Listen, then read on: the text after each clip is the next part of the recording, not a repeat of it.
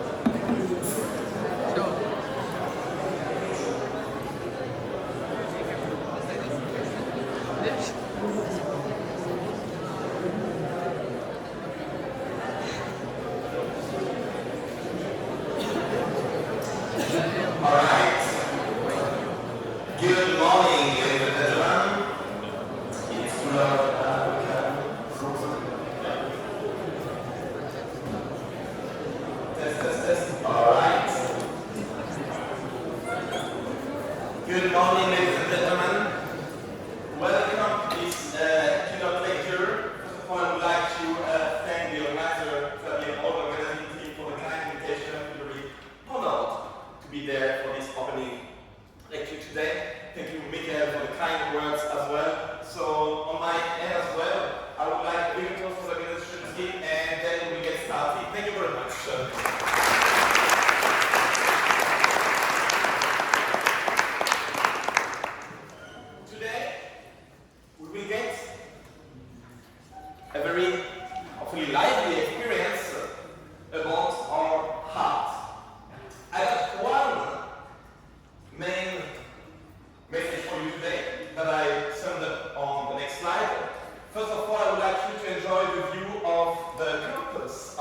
German-spoken city Cologne, where I've been spending the past 18 years of my life.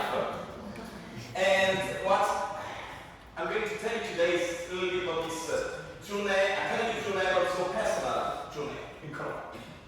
So, this is your already take-home message. So, keep it in mind, and we will be elaborating on this during this presentation. So, we want to understand how HRV, heart rate variability, can be used to assess the trend cardiac activity. I will explain what this means. And today, we will be speaking about keywords in sports psychology related to self-regulation, recovery resilience, and performance. This is also very special for me to be here today, given last week some little big baby of mine came out to the world. This book on heart rate variability that sums up basically the last 2 decades of research. And I brought the book today with me. It arrived today after I left Cologne. So I will be basically introducing a little bit of this Keynote and different topics that we address in track of course, mostly Martini and Bruce. And I'm just going to give you an overview of the table of content. So I will also focus your attention on the main points we will be discussing today.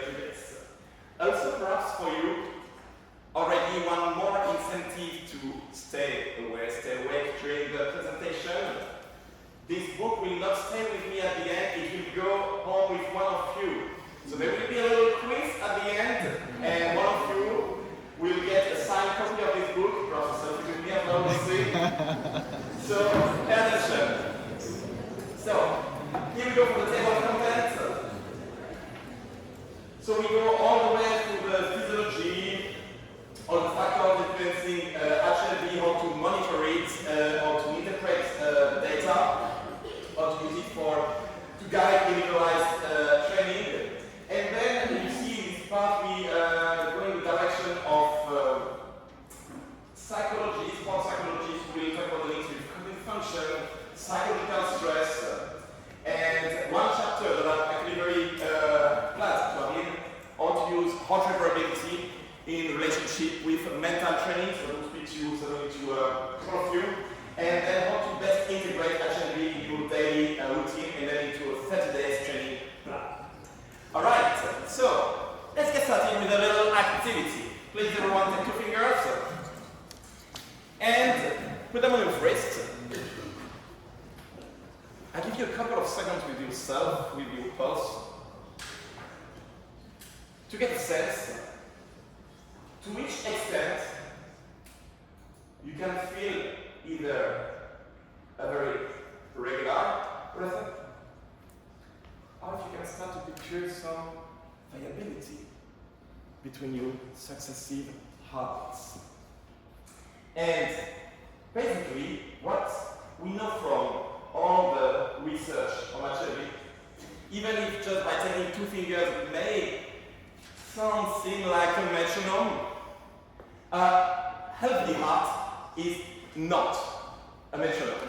And the key point, that's the main element for us today, our heart doesn't beat like a metronome. And we need this variability to be able to adjust, to adapt, to fit to any life situation that we can encounter, actually.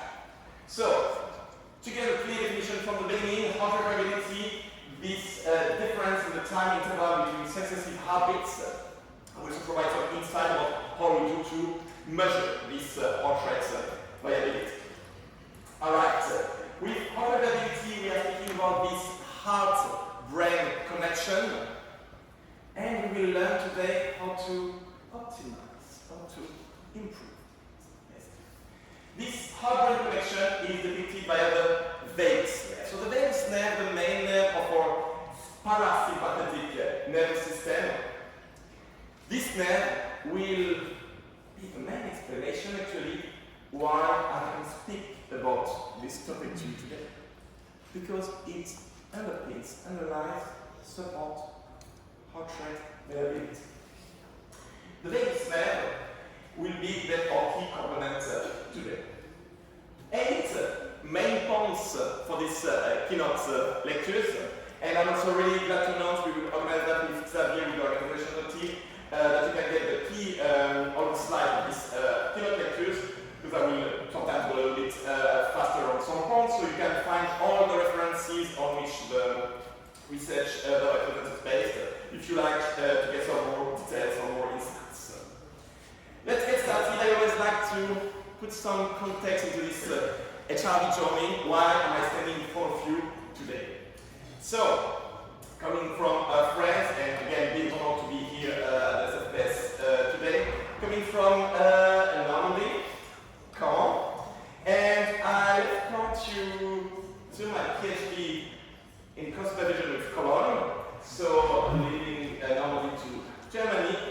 German sport university, so largest sport university in Europe, looking at the west of Germany, and this has been my home for the past 18 years, so if you come visit, I will take you to the cathedral. It's like Notre Dame for Cologne, and it's always politics also there, so it's nice to go.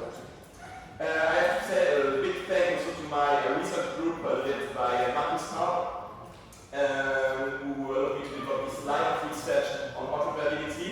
I'm on the left leading the performance and methodology research unit, and I'm just putting here also a big thank you all the faces that have been working with me in this line of research, and I will present some of their work today. Also, short announcement for all the colleagues and PhD students who like to come to the research test. We are always open for international collaboration, so feel free to reach out after this talk. But now to the question. Every single researcher in this room, in this hall, has a story. Why? How did you start with research? I will tell you my story. Before I have to ask you a question, do we have any Italian topics in the room? No, really? Okay. One. Do you allow me to make a joke about Italians? Okay. There was a time, perhaps the oldest one can remember, when Italy was playing the World Cup.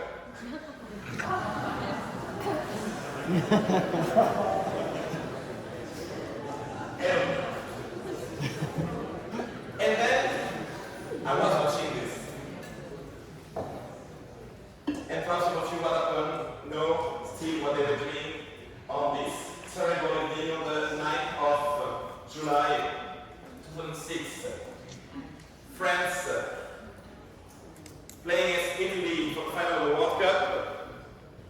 And I assume that mostly French people in the room, so we will just remember this event. We will see that at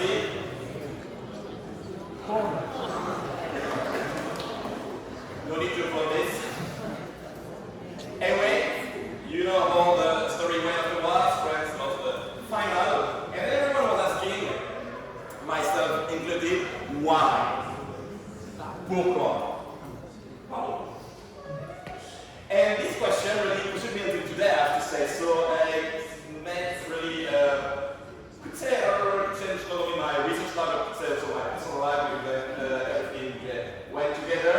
Then I started to do a first PhD in sport science to understand what was going on in Zealand's mind, using a lot of different sports and athletes to understand self-control, and that's where I went to probability.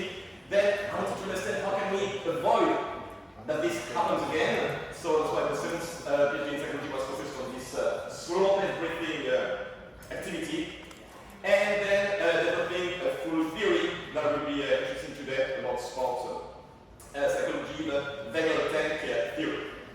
So let's actually get a look why HRV matters for sports psychology. Actually, we first have to get a brief insight into our physiology. Alright? And I need to give you a couple of words about the links connected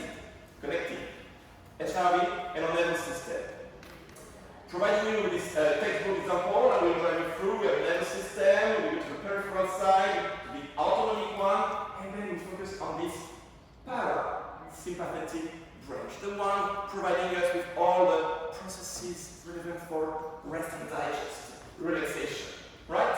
And the main name of this parasympathetic branch is the vagus nerve. So, the first lesson I got, if you want to keep track, I get 12 lessons for you today. So the first one is, when you get to know your HRV, you get to know your vagus nerve. Lesson number 1. And now, what are the links between HRV and sport and exercise psychology? Well, here I have to thank my colleagues from the UK, also because other colleagues from the UK, so from UK, I don't have jokes about the UK today, we'll see perhaps. But mostly, I've been working with me on the topic of heart rate variability the past 15 years, and we have been doing a lot of work to introduce it to sports psychology. In this scoping review, I just put this slide to have for you also an overview of the topics that you may also be interested into. So this is all in the review. We are going to look into stress and recovery, performance, broad, focus and regulation, emotional regulation, well-being, or self-regulation, and we will also discuss the use of different life tools, and move into like the direction of training science, how we can use HRV for monitoring, fatigue, overtraining. So that's the other for you. And perhaps you can already sense the complexity of the thing, because at the end, heart rate variability will be only one number, alright? But one number that can somehow provide information about all of it. This means that we will need context, and I will guide you through different tools that will help us to get this context information. Given HRV helps us to understand so many phenomena, I like to call it the Rosetta Stone. Perhaps some of you are familiar with the Rosetta Stone. Then I have a story from the UK. If you go to London, to the British Museum, you will find the Rosetta Stone. And you can send me a selfie next time here, because then I can put them into my next keynote slides. So the Rosetta Stone was the translation stone that helped us to understand the ancient hieroglyphs from the Egyptians. And for me, I like to make this metaphor to explain the role of HRV as a translation for many phenomena that we are interested in sport psychology. When you will open the book, I managed to get the stone, and I even managed to speak about Napoleon in my HRV book, because the stone was discovered by Champollion, as most of you may know, one of the scientists that went to Egypt with Napoleon. And then you get this story and this picture from the British Museum. So, HRV as a window into our body brain function. I'm now coming to the next point.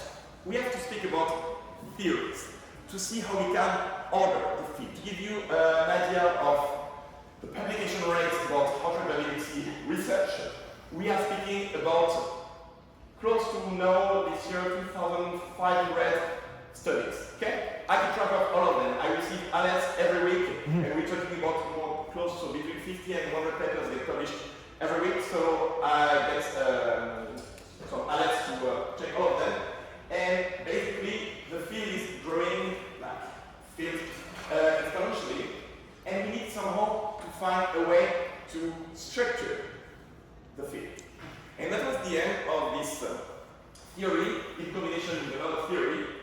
I love this quote from social psychologist Kurt, nothing so practical as good theory, and I will bring this to life for you with the dialectic theory. We start with the CAA, Central Autonomic Network.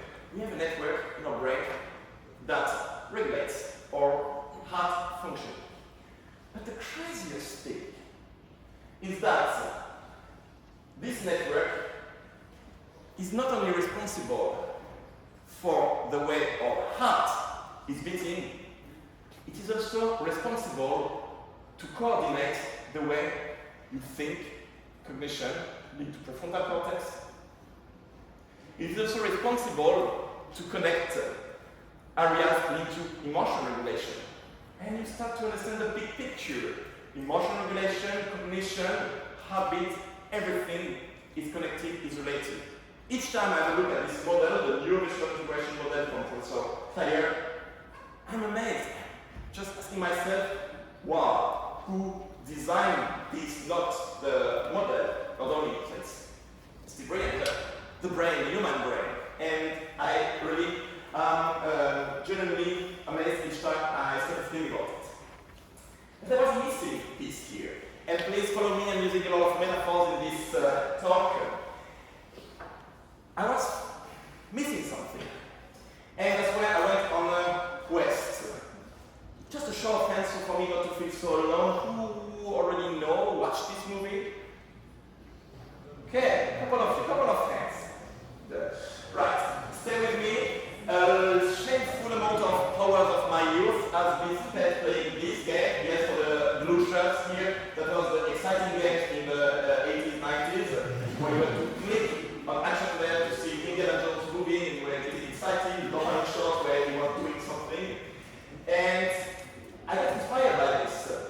Because in this movie, particular movie, then Indiana Jones were looking for the Holy Grail. And somehow, this idea of having a tank, glass tank, was somehow speaking for me to come to the different dynamic phases of heart rate variability function. Here I will keep you with the 3 R's. Resting. We want to know how your system is when you do nothing. You're sitting. That's your resting. Then I want to know how your system is reacting to something. Physical stress, mental stress. How you do a relaxation technique. And recovery, how fast your system can recover. We know that all those 3 R's can tell us a lot about your adaptation abilities. And before this conceptualization, somehow the research was putting a lot on the resting part, sometimes on the reactivity, but never really on the 3 phases at once. And that was the idea of the Wegener theory. And we discussed also the importance and value for sports. So, this theory that I have been developing with Emma Mosley, still there, right, will help to explain the variations, the changes in heart rate variability. And then it will help us also to make predictions based on what's happening to you for your HRV. Alright, so details about the theories will be in the paper. Basically, you can keep in mind that we always want to assess these different time points, baseline, something happens, event, and then we recover from it, and we have this post-event measurement. So, get ready for lesson number 2 for you today, which is how you react and rebound from challenges that makes you who you are. And this is where HRV measurements makes a lot of sense. How do we measure HRV? So, methods, questions about HRV are extremely important. I've been publishing with Professor Thayer about the neurovisual integration model and mostly these recommendations, guidelines that have been updated so recently by colleagues from the US. I will not dive too deep into these methods, but I just want to address with you the issue of devices today. And many of you may be familiar with smartwatches, rings, fitness bands, and so on. This technology for HRV is okay, but not more. Right? If we really want to get precise insights about HRV, we need to move to cardiac frequency meters measurement. Without entering into details, the ones to the right are using PPG, photoplethysmography. This is a light sensor that tries to depict your pulse. They do that, okay, in perfect laboratory conditions. If we start to compare them really in real-life conditions with ECG, it's not more than okay. And then the gold standard will remain the ECG, but we don't actually need it for HRV, so the main recommendation will be for athletes, the cardiac frequency meter, and we also explain when we measure it. And the main message for us, for athletes, will be to measure it upon awakening. So right after you wake up, like me this morning, oh yes, I'm telling you a secret.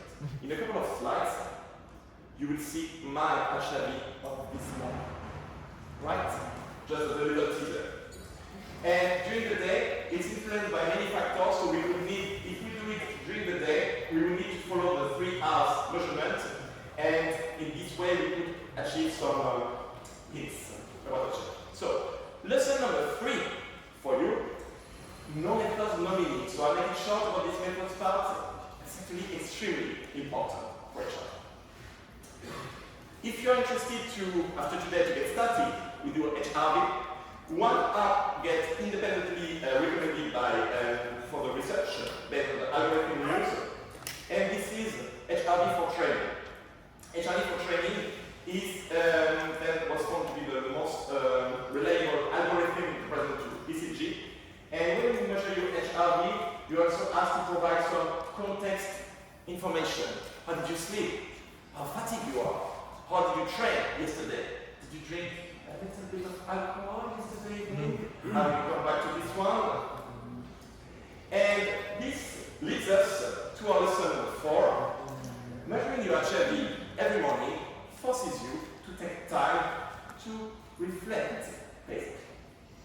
So, our lesson, type number 5, something I want to be also clear with you from the beginning. We don't want to be comparing our HRV to others. Our HRV is unique. We want to keep it unique, and we will compare ourselves to ourselves. We will be willing to acquire daily measurements just to compare ourselves with ourselves. And that leads us also to lesson number 6. Without context, HRV is not much more than just a random number, and we need to provide this context information. So for those of you who are looking to integrate to training, I'm just sharing some reports developed by someone who really developed for HRV research in France and internationally. Matéo Leray actually wrote the foreword of the book, so at the beginning of the book he was kind enough to provide us with a full page of his own journey with HRV. And it's where we see that in order to get a full picture of your adaptation, you will be willing to combine training diary, questionnaires, and then specific performance diagnostics, like in the case of Martin that worked a lot with football players, for example. Then was using this contact of puncher test, and then HRV measurement. So, here the lesson for us, or number 7, no single metrics will tell us the whole story. We will need to combine them. And now, as soon as you will get started with some HRV measurements, you will be facing the question of which parameters you want to use. So which one should we be using among all the parameters? I will make it short for you. Basically, among all the parameters that you can get from such Kubios analysis, which is one of the main HRV software, the main recommendation will be to focus on RMSS, the root mean square of successive differences. I will make it short, but basically, this has been found to be the most reliable indicator for cardiac myocardial activity, the activity of the vagus nerve on the heart. And equipped from this knowledge, we start to get into the part where we want to optimize our HR. Some interesting techniques will be presented now. So, basically, what should we do when we are in the red zone? And actually, not only when we are in the red zone, but actually on a continuous training perspective. So, in order to avoid to repeat what Zinedine Zidane did during the final, where the vagus nerve got kind of deactivated, we can assume so, then we will be interested in knowing the different factors that can help us. What can we do against this? Here, to come back to the green domain, we first need to ask ourselves what are the different points, stressors that we need to pay attention to. Here I'm showing one of the summary figures we had in the book, and check it. We are talking about many stress factors that athletes will get to know. So we have to be aware that all will have an impact, basically, on your HRV measurement. I will make a brief focus on the alcohol one, okay? And just for you to picture what would be the effects. I know myself, I was introduced by our dear President Mickaël. He didn't know this. In 2024, SFPS, we met in Lyon, there with some colleagues that you also recognize on this picture. Let's see some alcoholic beverages on the table. I will first give you an introduction. Every day you see my measurement with two lines or two columns of HRV. The first one is the orthostatic test. Body position is extremely important. So you measure lying down and then standing up, right? And you want to see that your body is adapting the best. You want to see the largest difference between lying down and standing up. So what happened after such an evening with his dear colleagues? Yes. So you decrease, and you can really see it's not that. I don't remember exactly what I was reading this evening, but not necessarily exaggeratively. And you can still see the effect. So knowing this, I wanted to prepare well for Orle ans 26. And you want to know what I did yesterday evening, obviously. Did someone see me yesterday evening? Actually, those two told me to join them. I said, no, thank you. And then my HRV was very thankful to be evaluated his keynote this morning and wanted to be very fit for all of you. Still, thanks a lot for coming on my keynote slide this morning. Should this is an applause? Yeah, big applause for them.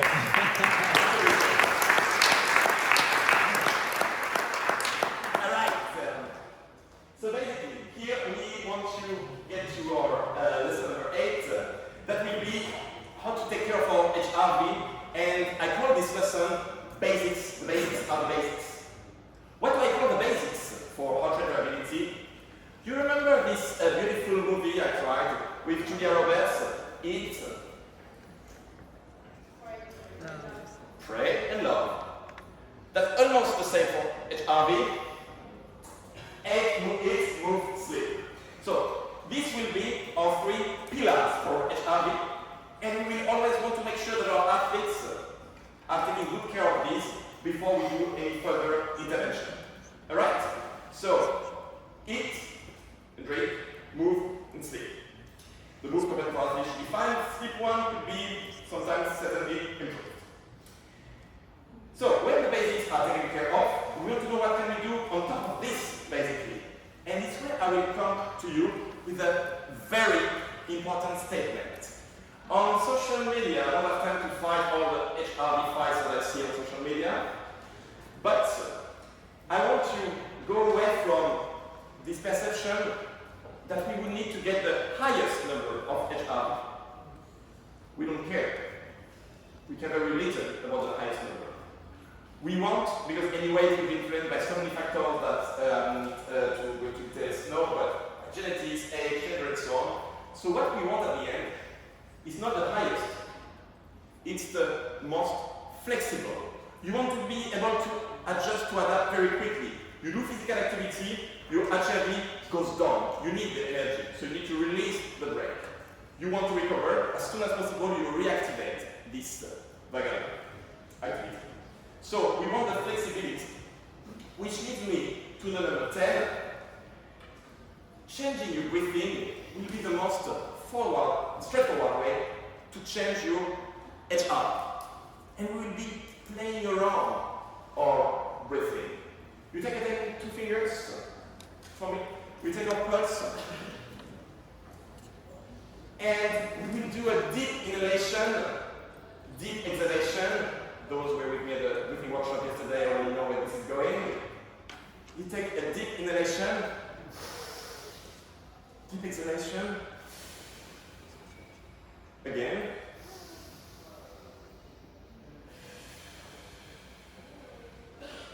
Once more.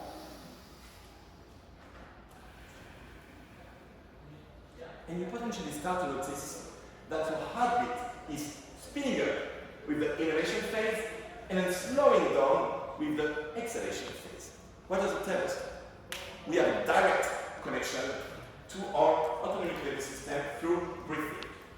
The main technique we've been discussing here, it's called slow paced breathing.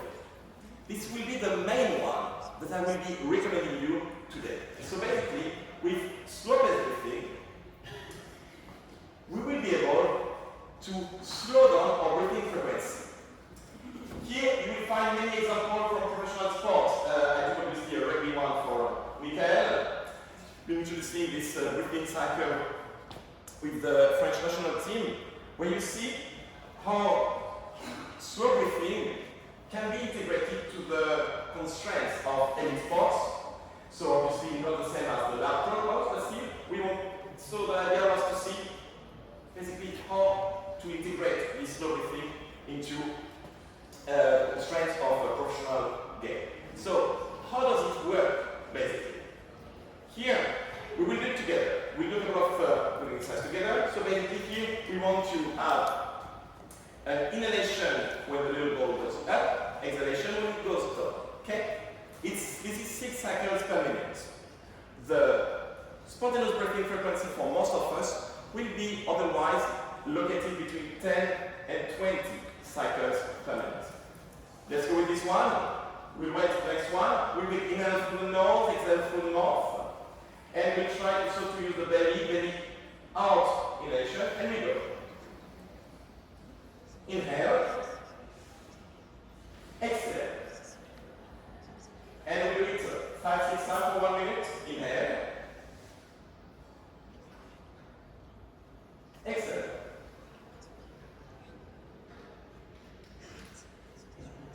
Inhale.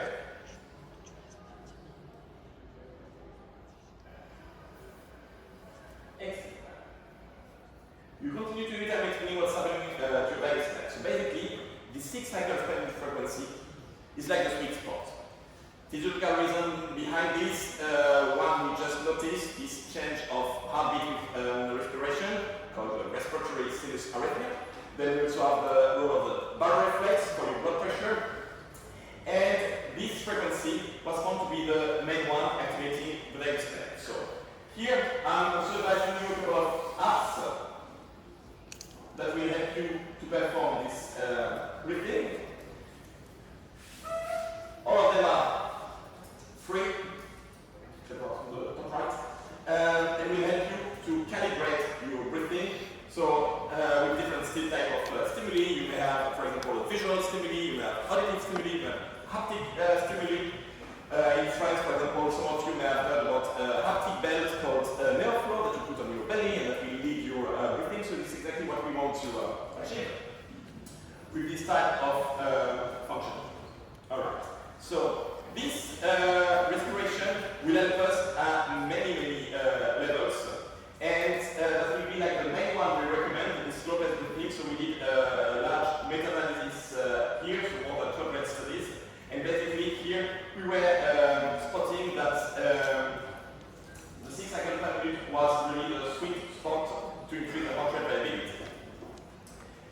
Next one, it's called Diving Reflex, and we will play around ancient reflex from our mammals, cousins, ancestors.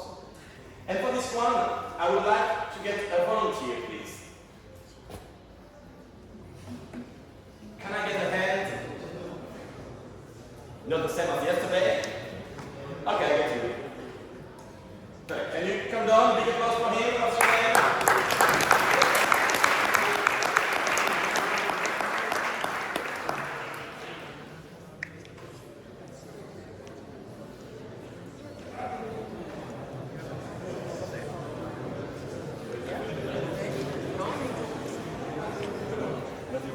Matéo is here with us today to try diving reflex. I think all of you are very jealous of Matéo because Matéo is getting a refreshment now, while all of you are still a bit like me here.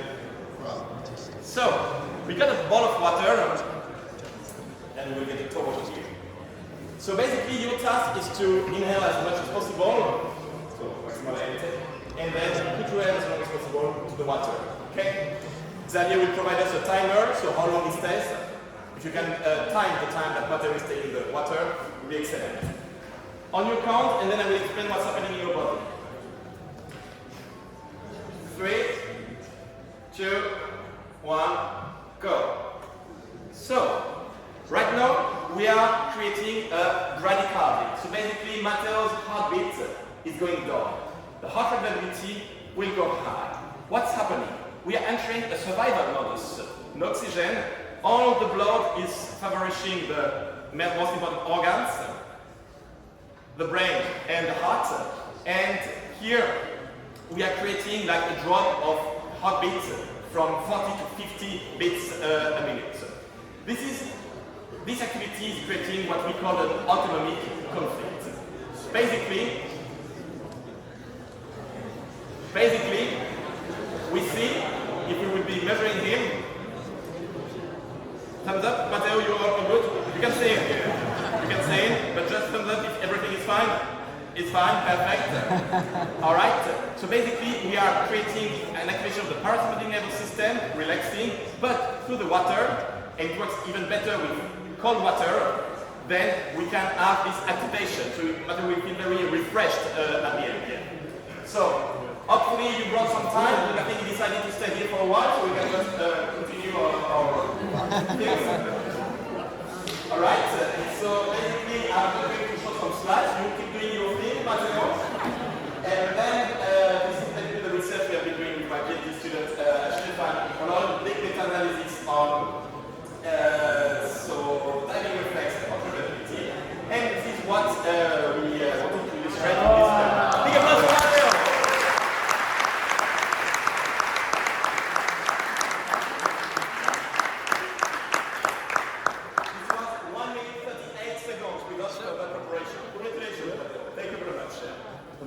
Perfect.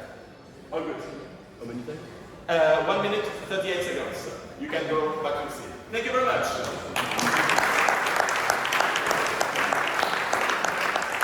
Alright. So, in terms of recovery techniques, we've been doing a lot of meta-analysis of different recovery techniques. I will make it short. The most effective one for heart rate variability was the ice bath. It has other constraints, it's perhaps not always to be recommended for muscles recovery, but at least for HRV, it was the best. I will show shortly examples for light, for example, for the fallout. And basically, here we saw an increase in white lights and red lights exposure.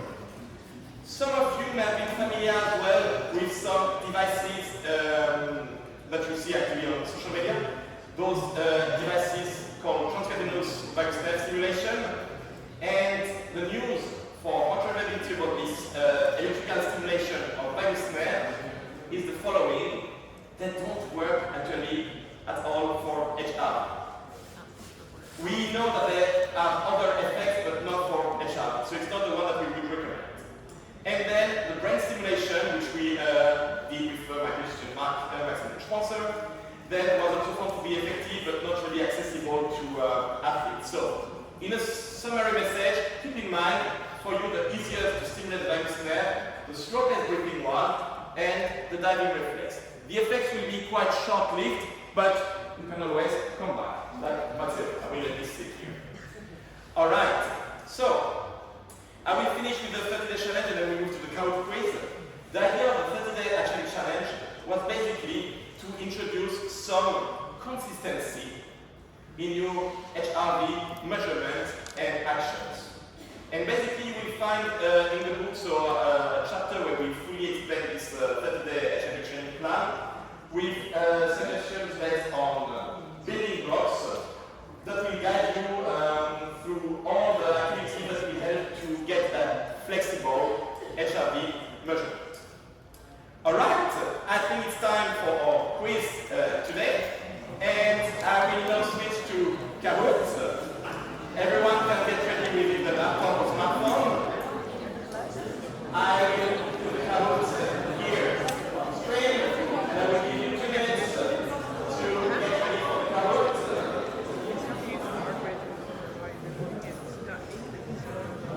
And as you remember,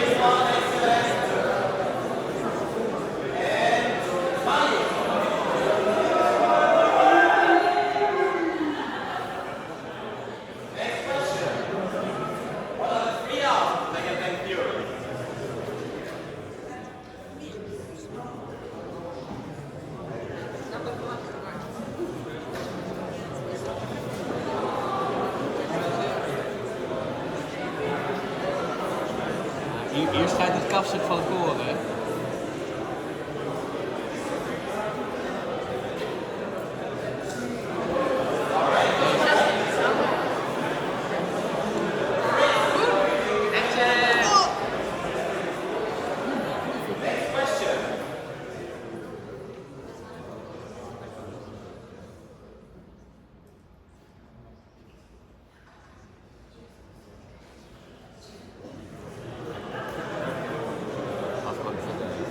Answer quickly. Take the risk. Just a guess. Right. Got to play catch up. I got the first one wrong. Sorry about that. Got to try and catch up. Just want to be in the top 5. Just want to get on the screen for a second. We moeten jou nu steunen. Beetje supporten nou. Die is echt verkeerd. Yeah. One.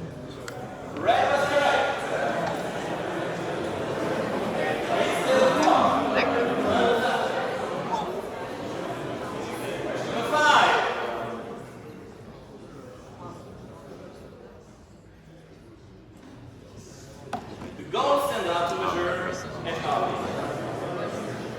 Het boek gaat mee naar huis, hoor.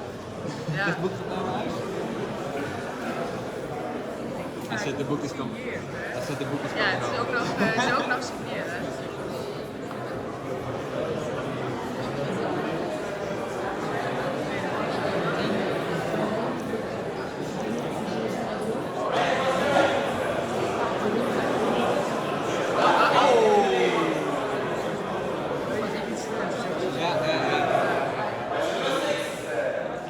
Why are mathematical guidelines important when using HRV in sports?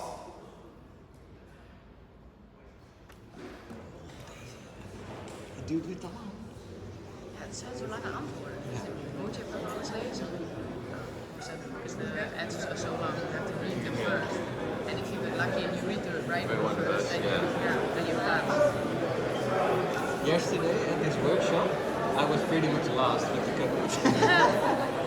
Could you win a book yesterday as well?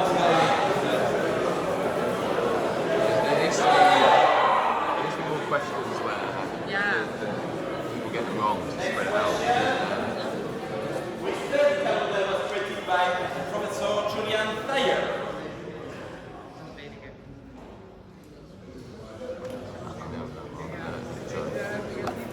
Nee. This is Die blauwe? this is difficult. Huh? This is difficult. I don't know. Die blauwe? I guess the red one. Ja? I'm not sure. Oh ja, ik think so as well. That's what it, yeah, I think it's right. I might be clever, I switched off. Yeah. And which one did you And I get? was slow. I was slow.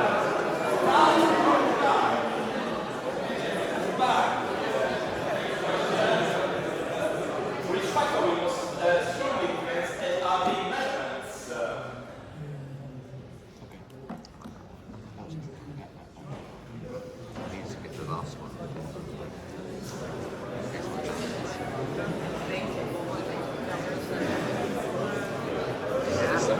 Last conference that I was at, my team won the pub quiz, so I was expecting a Nice. Yeah. maybe because I lead a team around me.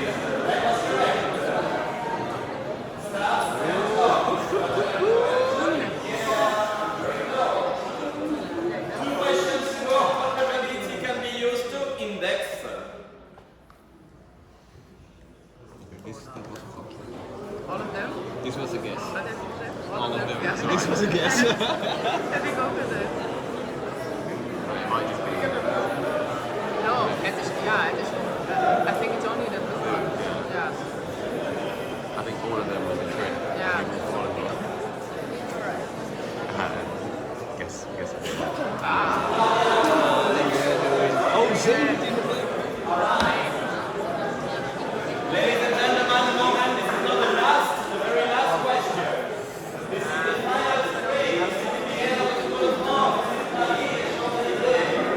Get ready for the last question.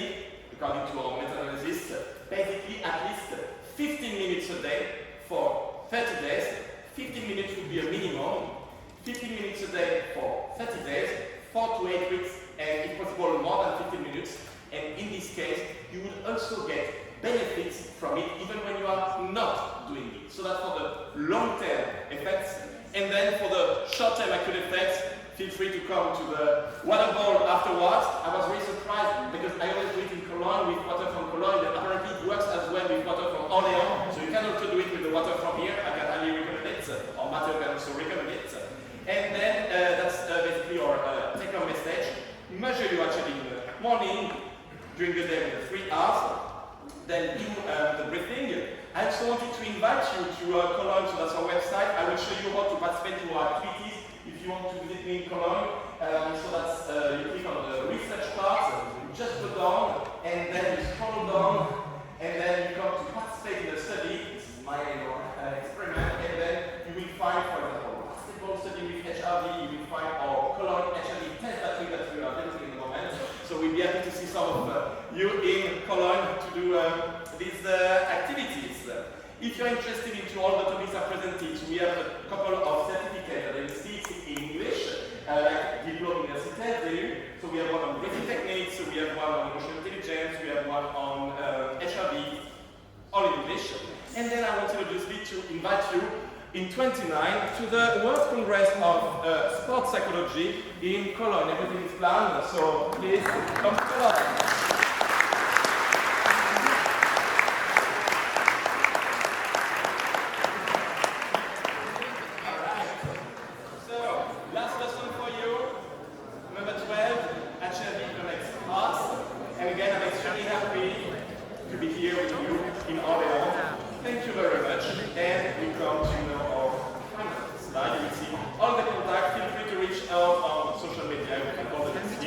Thank you very much for your attention.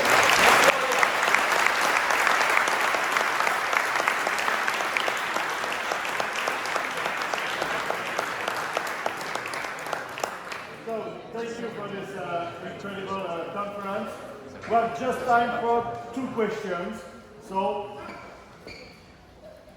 the first question. You're impressed. I will be available for the conference if you want to talk to me at the coffee break or at the Keynote to my hotel room, no problem at all. No question at all? 3, 2, 1. Xavier, it's your time. Okay, thank you very much for being here for the keynote. Amazing, we know you. So it's a great pleasure to have you here these days. We have Orle ans back. We know you're coming by train, so that won't be any issue with the border unless Trump changes opinion and they start doing something here. So thank you very much, Sylvain.